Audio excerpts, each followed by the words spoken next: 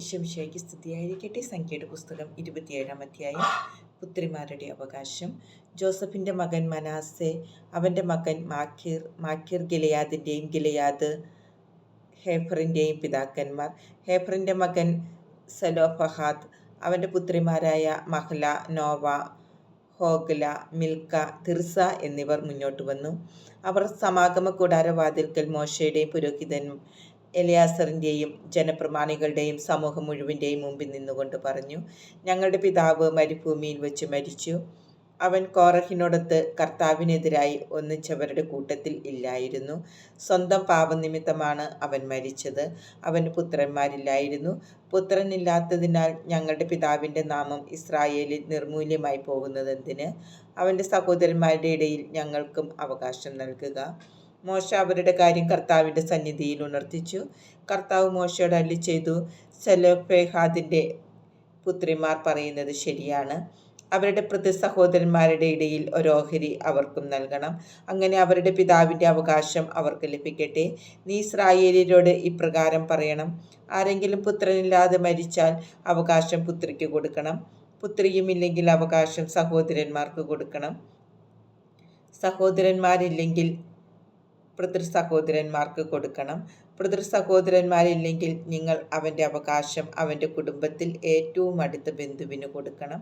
കർത്താവ് മോശയ്ക്ക് നൽകിയ ഈ കൽപ്പന ഇസ്രായേൽ ജനത്തിന് നിയമവും ചട്ടവുമായിരിക്കും. ജോഷുവ മോശയുടെ പിൻഗാമി. അനന്തരം കർത്താവ് മോശയോട് അരുളിച്ചെയ്തു, അബാറീം മലയിൽ കയറി ഞാൻ ഇസ്രായേൽ ജനത്തിന് കൊടുത്തിരിക്കുന്ന ദേശം കാണുക. അത് കണ്ടു കഴിയുമ്പോൾ നീയും നിന്റെ സഹോദരൻ അഹ്റോനെ പോലെ പിതാക്കന്മാരോട് ചേരും.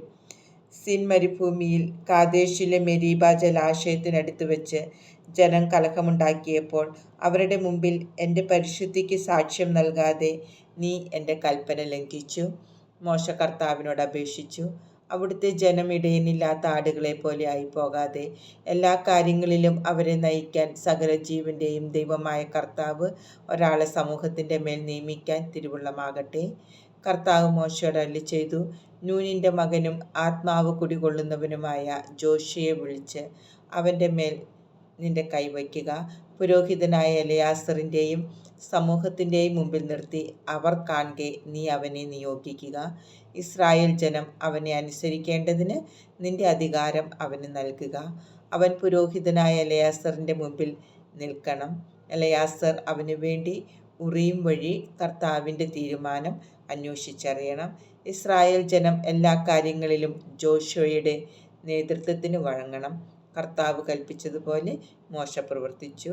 അവൻ ജോഷുവയെ വിളിച്ച് പുരോഹിതനായ എലയാസറിൻ്റെയും സമൂഹത്തിൻ്റെയും മുമ്പാകെ നിർത്തി അവൻ്റെ മേൽ കൈവച്ച് കർത്താവ് കൽപ്പിച്ചതുപോലെ അവനെ നിയോഗിക്കുകയും ചെയ്തു.